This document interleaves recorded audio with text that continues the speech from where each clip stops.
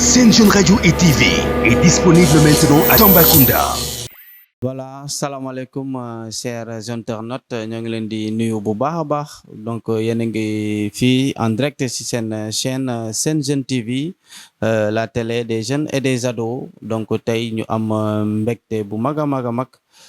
dalal sunu invité bu am valeur kii di monsieur Tamba Kane ci seen émission bu mag bi ñu naan yeesal sunu sport voilà donc monsieur Tamba Kane nuyu naa la. Bakou maa ngi lay fay di la jaajëfal di rafetal invitation bi di nuyu di gërëm ñëpp ñi nga xamante ne bii ñu ngi suivre Sen Jeune TV à travers cette émission yeesal jaa ngeen jëf. Merci beaucoup monsieur Tamba Kane tey mu nekk sama invité bu njëkk ci émission bi di dippee naan yeesal sunu sport. Voilà, comme son nom l'indique, yeesal defaraat waxtaan yeesalaat suqaliwaat donc tey nga nekk sama premier invité mais d'abord balaa ñoo tàmmale Tamba dama bëggoon nga def benn présentation bu ndaw comme ça waa Tamba xam kan mooy Tamba Kane. Voilà Bakou loolu dinaa ci sawar donc de mon vrai nom Yankuba Kane la mais ñu gën ma xamee ci Tamba Kane. Donc nekk maître éducation physique et sportive nekk entraîneur de football précisément maa ngi ci club Don Bosco comme l'entraîneur de football nekk aussi le président de l'association des éducateurs et entraîneurs de football de la cellule de Tambacounda. Effectivement donc loolu nga daaneel noonu mooy président de l'association des éducateurs entraîneur bëgg naa vraiment nga ñëw ci loolu tuuti parce que loolu kuñ ko fal doo ku ndaw ma bëggoon a xam rek loolu nu mu ñëwee. Voilà Bakou donc ay entraîneur lañ dañ ci sawar day baax ay nit bu ñu bokkee liggéey booloo parce que c'est l'union qui fait la force donc association bi aussi du Tamba la jógee parce que l'association elle est nationale. Donc, il y a un président national que je salue au passage du nom de Moussa Ndiaye. Donc, raison bu nekk am cellule. Donc, ñun fii Tambacounda ñu am suñ cellule ci AEEFS muy tekki l'association des éducateurs et entraîneurs de football du Sénégal de la cellule de Tamba. Voilà loolu nag du ëpp nit ñi xam-xam wala du gën leen xarañ mais quand même booloo waxtaan la ba juboo ci kaddu. Vraiment ñëpp nangu aussi gunge ma ci liggéey bi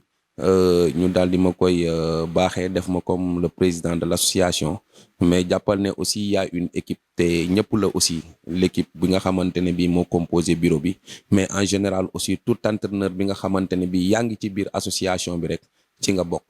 Donc damay ubbiwaale parenthèse aussi di ñaax ñeneen ñi nga xamante ne bii jotuñoo bokk ci association bi et pourtant seen mbir la parce que c'est ouvert aux entraîneurs donc ñu jéem a adhéré wu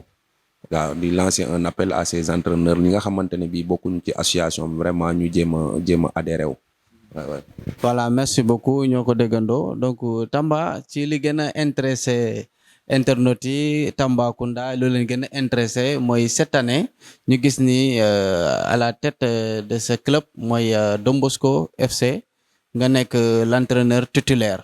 donc vraiment ñu gis ni démb ngeen tàmbale seen première séance d'entraînement yi mais sans le feu Alain Kabou ñu koy ñaanal yàlla na ko yàlla yërëm jéggal ko ay bakkaaram xaare ko àjjana donc mu nekk un icône. Vraiment démb ngeen démarré seen première séance d'entraînement sans Alain Kabou na ngeen ko dundee Tamba. Moment émotion la donc ki nga xamante ne bii tout le temps yéenay nekk et que le plus gros du travail moom moo ko doon def fi ngeen bokk di toog tey ngeen ñëw nekku fa métti na ci xol trop mais c'est l'absent le plus présent aussi de nos cœurs donc jëmmam nekku fi mais tey ci ñun ñëpp Alain mu ngi ci. À travers li nga xamante ne bi inculqué nañu ko mooy le bon savoir-faire comportement bu dëggu comportement bu jub donc tàggat xale yi vraiment loolu noonu mu bàyyi fii nii moom lañ koy jëmmalee continuer di ko doxal métti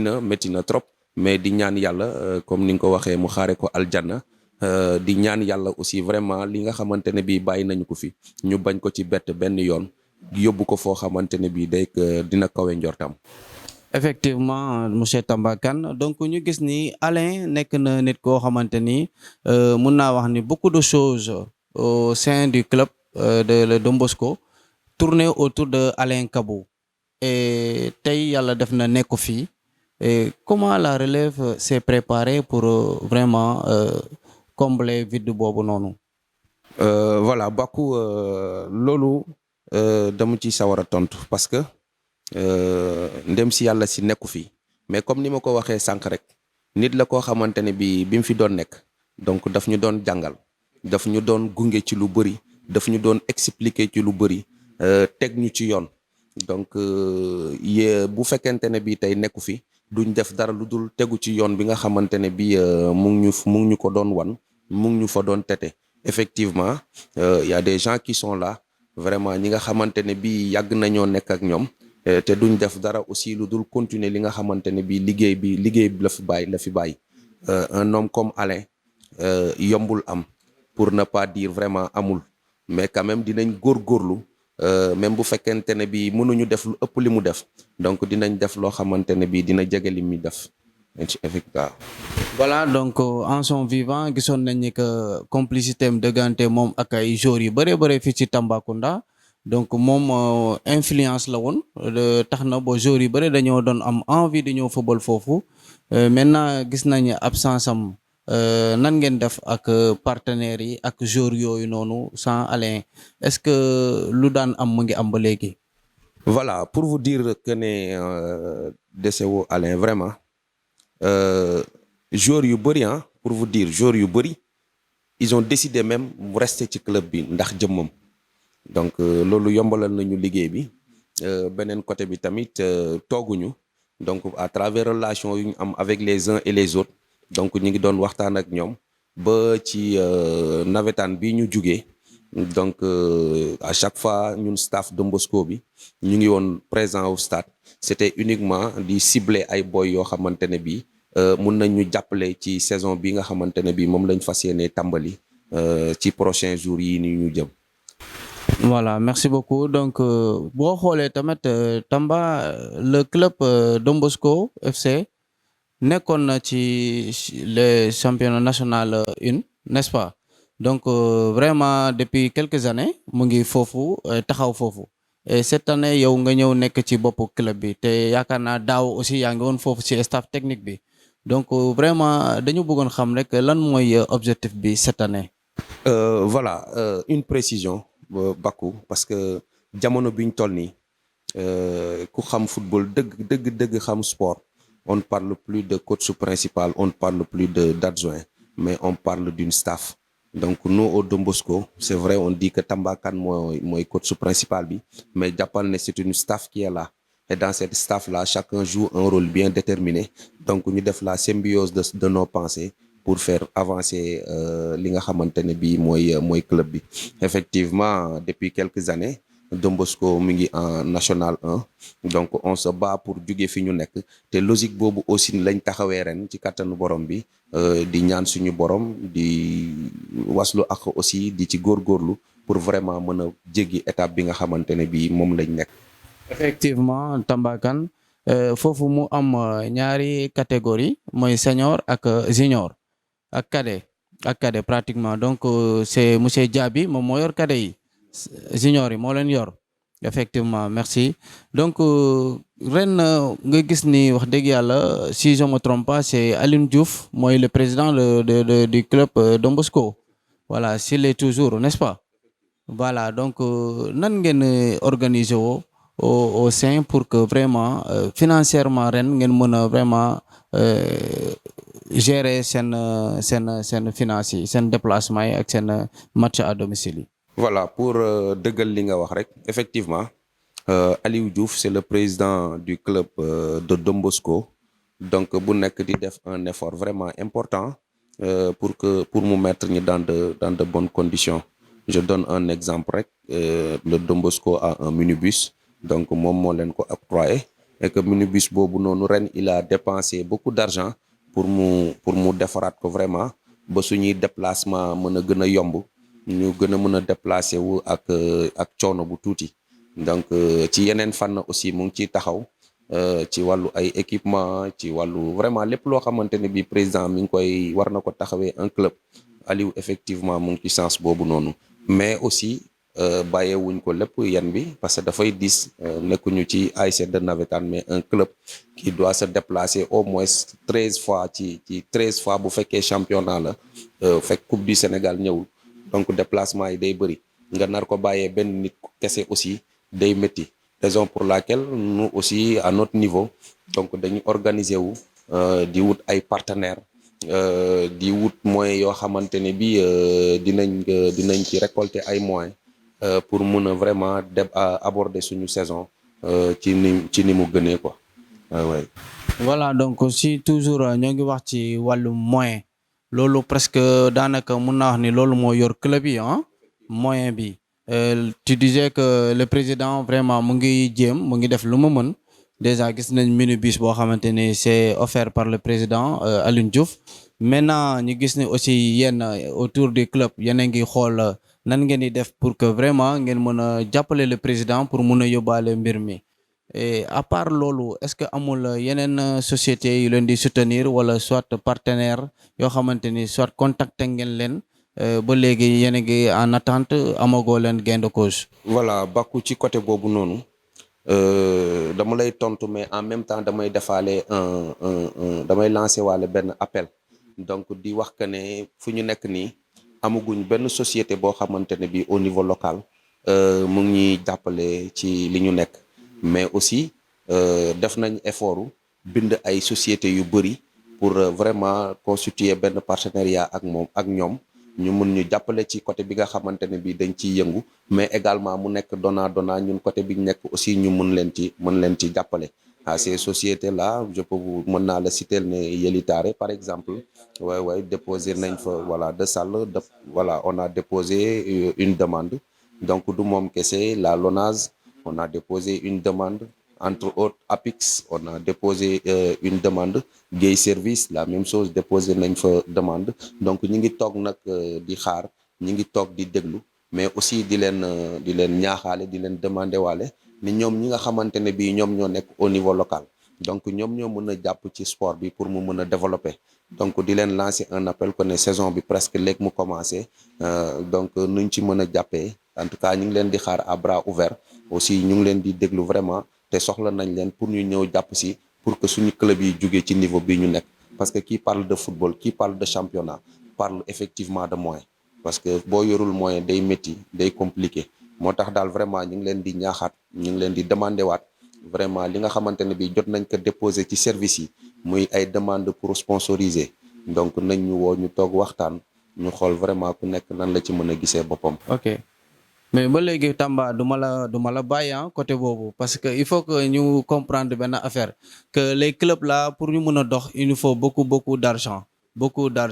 mais Dembosco moom en général moom yan moyen la bëgg a jaar fan la bëgg a jaar ndax ay Lacoste la toujours wala soit yan innovation lay bëgg a teg ci kaw table bi pour que vraiment ñu mën a am xaalis bu bare pour que ñu mën a jàppale le président Alioune Diouf mën a demale jeexal saison bi cette année. effectivement am na ci yoo xamante comme en dehors de ñi ma la wax que ne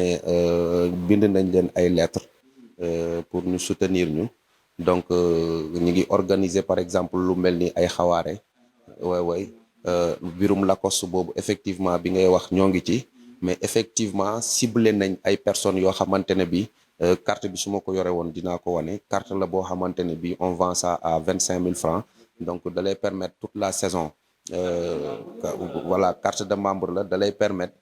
toute la saison doo jënd ticket boo ñëwee pour assister au match de Dembosco et que effectivement aussi su fekkente ne bi dañuy direct match yi donc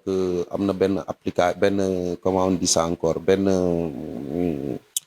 pas application comme genre kii yooyu nekk ci web yi voilà genre code voilà donc boo ko scanner rek li nga mën nga seetaan directement voilà yooyu aussi ñu ngi ci donc mais ba léegi des na quand même des na ñi ngi xalaat yeneen moyen aussi yoo xamante ne bi mën nañ ko yokk ci li nga xamante ne bi jot nañ ko réaliser ba pare mais toog nag di xaar parce que dañoo jëmbat di xaar les fruits pour mu ñëw way merci Tamba ku wax club wax joueur donc club moom mënul dem sans jour ñu gis ne nag jóge nañ ci nawetaan yi y a eu pas mal de jours yoo xamante ni wax dëgg yàlla wane nañ seen bopp et wane nañ ni que pare nañ pour dem compétir maintenant yéen waa Don Bosco da ngeen ci am ay jours yu ngi ci sélectionné wala soit vous pensez contacter les jours pour que ngeen am ak ñoom contrat wala ban genre modèle de recrutement ngeen def cette année. Voilà Bakou, comme ni mu la ko waxee auparavant dañ doon organiser ay tests mais parfois tests yi du fiable comme ñu ne nag nawetaan baa ngi fii nous tous nous sommes là donc chaque soir dinañ dem stade ku nekk fi nga toog di nga xool bu fekkente ne bi le gosse est intéressant dinañ ko cibler donc ñu cibler lañ woo ñëw pour ñu xool leen et à l'issue bu ñu leen xoolee ba pare ñu mën ci jël ñoo xamante ne bi soxla nañ leen ñu mën a renforcer ñi nga xamante ne bi ñoo jotoon naa nekk fii nii donc modèle de recrutement boobu lañ jël effectivement tàmbali nañ ko démb te fii ba samedi aussi noonu la ñuy doxalee maintenant après samedi dinañu proclamer liste boo xamante ne bi donc ñi ñu soxla ñoo fay des ñeneen ñi vraiment ñu gën a liggéeyaat rek parce que sport tey mën nga nekk ci forme suba nga bañ a nekk ci forme mais bul xaddi bul bàyyi ça va venir plus tard quoi incha allah. donc su ma comprendre bu baax actuellement foofu noonu dañ fa am ay effectifs bu bare. donc da ngeen di passé ci sélection. après ngeen sélectionné. effectivement. Voilà, donc effectivement parce que la liste aussi du dañuy jël rek une liste illimitée donc on a un certain nombre de joueurs boo xamante ne bii moom lañ soxla pour aborder la saison et ce nombre là est 35 joueurs buñ fa yeggee donc on arrête donc pour tàmbali saison bi ak ñooñu. soo xasee ba am na effectif bi nga soxla. bu ñu demee au moment du mercato. est-ce que au hasard bu fekkee am nga manquement. dina mën a def appel à d'autres joueurs. effectivement manquement parce que tey jii nii dañu yaakaar ci joueurs yooyu noonu pour aborder saison bi mais mën na am yenn facteurs yoo xamante ne bi yu naturel yu mën a ñëw yoo xamante ne bi mun na ko perturber et que bu ñu xasee ba fermer demande de licence yi mënatoo ko defar su dul mercato bi jot effectivement dañuy profité wu ci occasion boobu su fekkente ne bi xam nañ ne am na lu ñu manqué dañuy profité wu ci occasion boobu noonu pour renforcer effectivement way voilà donc dañuy gis ni des fois suñu ñaari club yu mag yi muy Don Bosco ak Coton Sport. donc chaque année di nga gis benn joueur Don Bosco bu dem fële. am beneen joueur bu jógee bu Coton dem Don Bosco. maintenant des fois dañuy dégg ay échos comme quoi ni que transfert bi day xaw a compliqué. comment ça se passe que nit ñi di des fois duñu comprendre quoi. joueur bi pour mu dem Don Bosco muy am problème. wala mu ñëw Coton di am problème. c'est quoi le problème. voilà côté boobu dinaa la tontu mais aussi dafa am message bu ma bëgg a jàllale parce que ñun ñëpp waa Tamba lañ waruñu am xaj ak seen entre les deux clubs yi nga wax nii muy Coton Sport muy Don Bosco et d'ailleurs que mu nekk les entraîneurs que mu nekk les dirigeants on entretient d'excellentes relations donc les joueurs aussi à leur niveau dañu war a continuer di perpétuer loolu noonu ñu xam ne sport dafa war a boole mais quand même warul féewale donc fi nga xamante ne bi foofu nga jël décision football il faut être véridique nga dem fa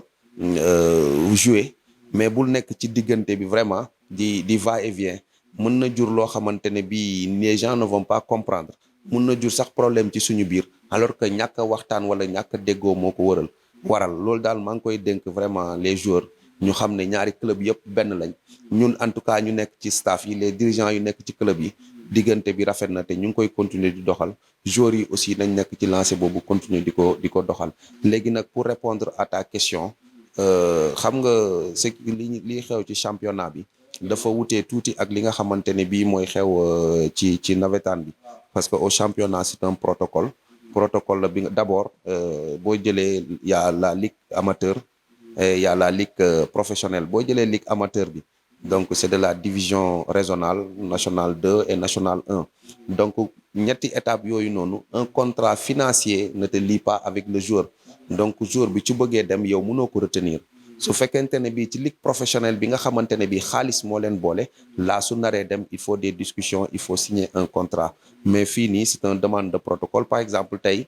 joueur bi bëgg na jugee ci club bii nii en national 1 dem ci beneen club en national 1 club bi nga xamante ne bii foofu la bëgg a dem day bind demande de transfert bi envoyé ko à l'autre club donc bu ko gisee il va valider ça donc loolu du amul benn problème amul jafe-jafe aussi way li indi léeg-léeg problème bi parfois le gosse peut accepter ngeen wax ba ne waaw léegi dugalal protocole bi mu dugal y a l'autre équipe bu am possibilité woo ko ne ko gis naa sa demande de transfert est-ce que da nga wax ak ñoom ba juboo il faut être sérieux bu fekkee da nga wax ak ñoom ba juboo ne ko waaw mais quand tu dis que ne waxuma ak ñoom day indi problème parce que mënoo waxtaan ak joueur bi bu mu ne dugalal demande de transfert bi jox la filiation bi yëpp nga lancé ko beneen club bi fi mu nekkoon ñooñu woo ko di ko laaj te effectivement bu dee ñun la sax dinañ woo la gosse concerné ne ko gis nañ demande de transfert boo xamante ne bii club bii moo ñu ko bind yow yaa d'accord ak ñoom soo ne waaw automatiquement dañ koy valider mais su fekkente ne bii waxoo waaw laa mën na indi jafe-jafe ci diggante ñaari club yi bu nit ñi comprendre waay mais des fois est-ce que loolu jàppoon ni joueurs yi des fois ci peut-être ñàkk jël seen responsabilité d'après seen bëgg-bëgg daf ciy feeñ mais est-ce que jàppoon ni que réforme war na mën a am ci loolu ci genre transfert yi demee noonu est-ce que xamoo jàppoon ni war nañ ko mën a gën a réformer pour que vraiment joueur bi accord am bu koy joxe sax ça dépend même pas nga koy laaj wala doo ko laaj peut-être am na ci plateforme boo xamante ni boo ko scanner rek vite fait mu dem et dootul laaj leneen dañuy xam ne joueur bi ci boppam moo bëgg a def transfert. waaw non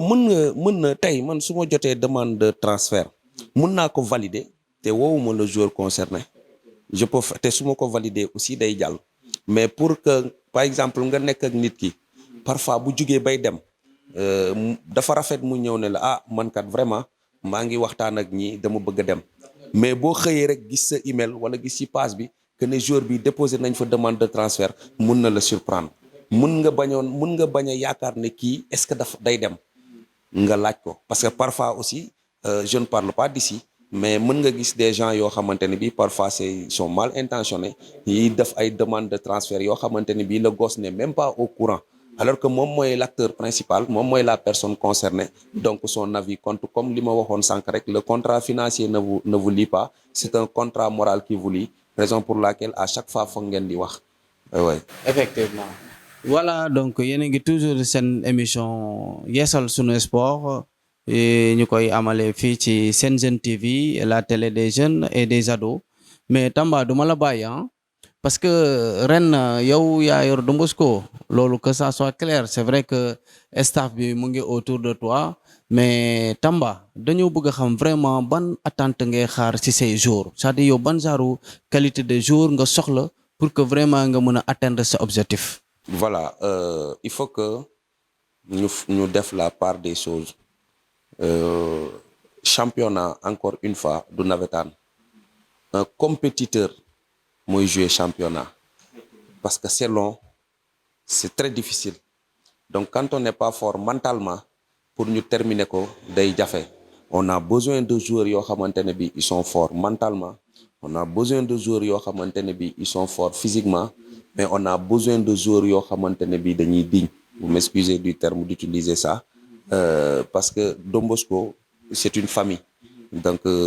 voilà léeg-léeg ñu traverser ay moments yu neex léeg-léeg ñu traversé ay moments yu métti comme ñi muy dalee ñëpp mais doo génn jamais nga dégg nii la wala nële la parce que ce sont des choses situations yuy arrivé yokk ci équipe yëpp ba ci équipe nationale yu mel noonu da koy arrivé moo tax joueur bi ñuy soxla mooy joueur bu fort mentalement joueur bu fort vraiment physiquement pour mën ñu jàppale ci liggéey bi un compétiteur de manière générale on a besoin d'un compétiteur ouais. Voilà, vraiment di leen jaajëfal bu baax a baax c'était Tamba Kane le coach de l'ASC du FC Don Bosco moom lañ dalaloon tey ci émission bi Tamba lan mooy sa kaddu bu mujj. Voilà sama kaddu bu mujj mooy sànq wax naa ko mais damay gën a insister waat rek di wax ne société yi nga xamante ne bii ñoom ñoo nekk fii nii au niveau local. ñoom ñoo ci mën a jàpp ñoom ñoo ci mën a teg tànk. parce que dogguma la Yelli Tare il paraît que am na benn club boo xamante ni mu ngi en dehors de notre région mu ngi koy sponsoriser voilà pourquoi pas Yelli Tare mu ñëw sponsoriser coton Don Bosco pour may leen doole donte xam nañu que la base de Yelli Tare c'est ici à Tamba. lu mel noonu maa ngi koy dégg mais toujours est-il que xam nga loo xamante ne bi maîtriser woo ci biir voilà kon liñ ci wax doo ci mun a sori mais li ma mën a wax mooy vraiment ñu ngi renouveler waat suñu demande ci ñoom ba pare ñu ngi leen di xaar aussi ñu ngi leen di déglu aussi comme ni ma ko waxee sànq ñu ñëw jàppale les clubs yi fi nekk pour ñu mën a jóge fii nii mais aussi en dehors de ñooñu la mairie le conseil départemental war nañ ci gën a jàpp aussi war nañ xoolaat subvention yi war nañ yokk subvention yi pour vraiment club yi mën ci gis seen bopp. Effectivement donc c'est une partie boo xamante ni peut-être la prochaine fois dinañ ci gën a waxtaan la mairie ak conseil départemental voilà donc dinañ waxtaan ci ñooñu beaucoup plus profond comme ça ñu gën a xam ne aussi ñoom aussi dañoo am cër ci sport bi te dañ ko war a doxal bu baax a baax a baax donc c'était votre émission Yeesal Sunu Sport fii ci seen Jeune TV donc ñu dalaloon tey sunu gan bu mag bi kii di Tamba Kane vraiment di ko jaajëfal bu baax a baax di ko nuyu au passage le président Aline Diouf voilà effectivement di ko nuyu bu baax a baax di ko encourager ne ko yor club yombul vraiment détermination bi gis nañ ko taxawaay bi aussi gis nañ ko na gën a yokku noonu lañ ko bëggee incha allahu rabbi di nuyu sama technicien bu mag bi Mohamed moo yor cadrage bi actuellement di joxe affaire yi graw voilà Fallou Glace moom mooy sunu chargé de communication di ko nuyu bu baax a baax au passage di nuyu monsieur Sambou Soumano moom aussi ñu ngi koy bëggee bu baax a baax a baax voilà di nuyu Mamadou Dramé aussi ci kër gi lañ bokk ñoom yëpp voilà di kontaan ci ñëpp di leen jox dig daje ba beneen incha allah. Sen Jeune Radio et TV est disponible maintenant à Tambacounda.